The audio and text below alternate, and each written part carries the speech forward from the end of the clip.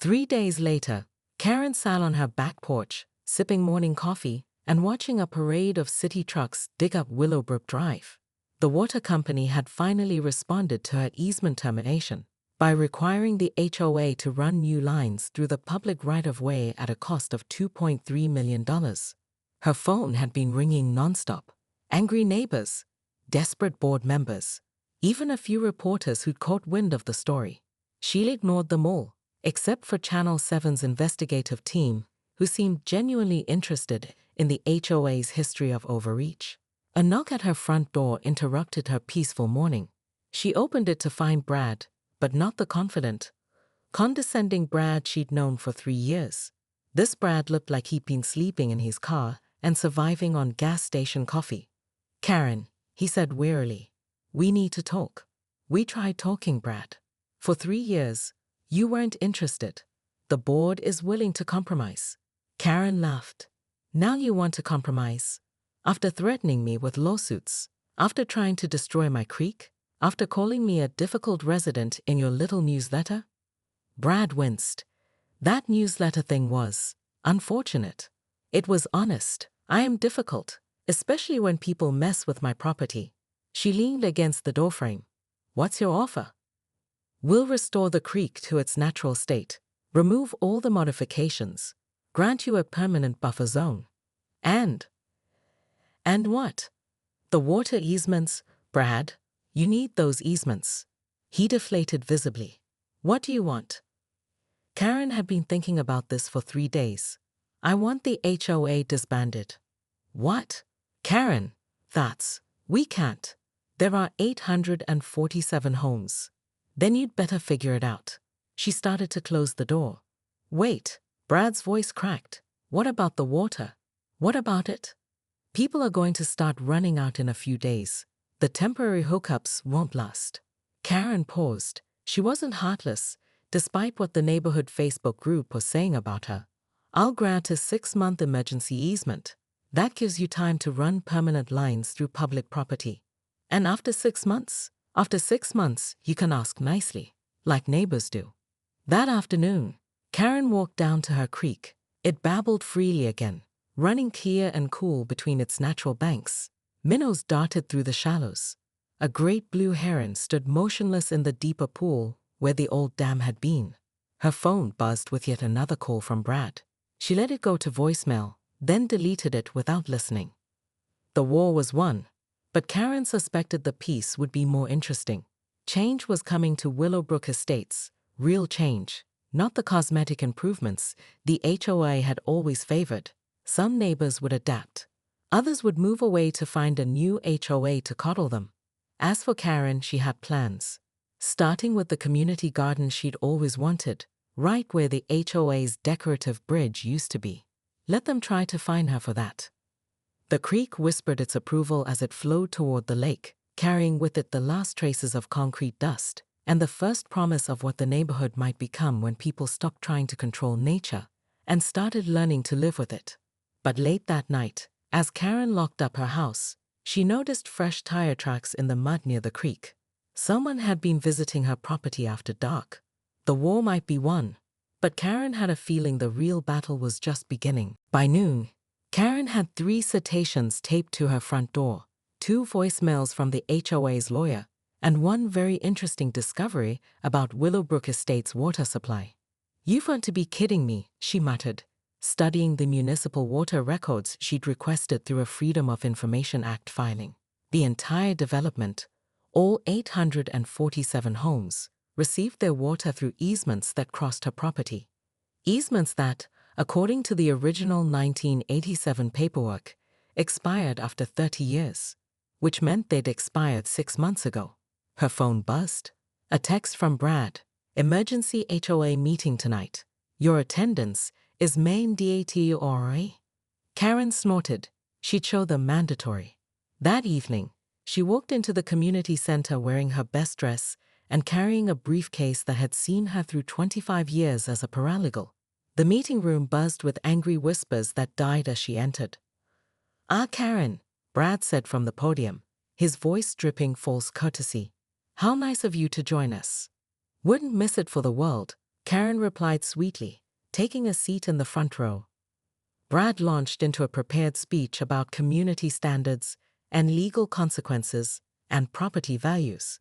The usual HOA greatest hits. Karen let him talk, occasionally making notes, while the crowd behind her murmured agreement. Finally, Brad got to the point. Your destruction of community property has forced us to take legal action. We're seeking damages, an injunction against further vandalism, and full restoration of the water management system. That's interesting, Karen said, standing up. She opened her briefcase with theatrical precision. Because I have some legal concerns of my own. She handed Brad a thick document. That's a cease and desist order regarding all construction on my property. The second document is a trespassing notice for your landscaping crew. The third is a formal demand for restoration of my creek to its natural state. Brad's face cycled through confusion, anger, and panic as he flipped through the pages. You can't. This is. Oh, but I can. And I am. Karen's voice carried clearly through the now silent room. But that's not the best part. She pulled out another document. This is notification that I'm terminating the water easements across my property. Effective immediately. The room erupted. Angry voices rose from every corner. Someone shouted about property rights. Someone else mentioned lawsuits. A woman in the back wailed about her poor roses. You can't cut off our water. Brad slammed his hand on the podium. That's perfectly legal. Karen finished. The easements expired. You failed to renew them. And now you're trespassing every time you use my land to access your water lines. She began walking toward the exit, then paused. Oh, and Brad, I've installed security cameras around the creek. Any more improvements to my property will result in criminal charges. This isn't over. Brad shouted as she reached the door. Karen turned back with a smile that would have made a shark proud. You're absolutely right. It's not. Karen Whitmore stood ankle-deep in muddy water at 6 a.m., wielding a sledgehammer like Thor's hammer, bringing it down on the concrete dam the HOA had illegally installed across her creek. Here are ski. Another chunk of their precious flood control measure crumbled into the rushing water. Ma'am, you can't do that, shouted Brad Hutchins, the HOA president, as he stumbled down the embankment in his pristine khakis and golf shirt. That's a violation of what? Karen spun around, sledgehammer still in hand, her graying hair wild from the morning humidity. This creek runs through my property, Brad. Check your property lines again. The third shock came when Karen pulled out her phone and showed him the survey results she'd commissioned. The creek, and a 20-foot buffer zone on each side, belonged entirely to her 4-acre lot. The HOA's dam, their decorative bridge, and their planned community water feature were all on her land. Brad's face turned the color of a ripe tomato. But the community voted. We have plans. The landscaping committee approved it. The landscaping committee can approve all they want on their own property. Karen took another swing at the dam. This is mine. For 3 years, Karen had watched the Willowbrook Estates HOA transform her peaceful creek into their personal playground. First came the aesthetically pleasing concrete channeling that destroyed the natural flow. Then the decorative rocks that disrupted fish spawning areas. Finally, this dam, installed while she was visiting her sister in Portland, that turned her babbling brook into a stagnant pond. She tried reasoning with them. She'd attended their monthly meetings, armed with environmental impact studies and legal precedents. They'd smile condescendingly and told her that community enhancement projects took priority over individual preferences. Well, Karen had individual preferences, all right, and a very good lawyer. You're making a huge mistake, Brad warned, backing away from the muddy chaos. The board won't stand for this. We have bylaws. We have authority. You have trespassing charges coming your way if you don't get off my property, Karen replied cheerfully, hefting the sledgehammer again. And Brad, tell your landscaping committee I'm just getting started.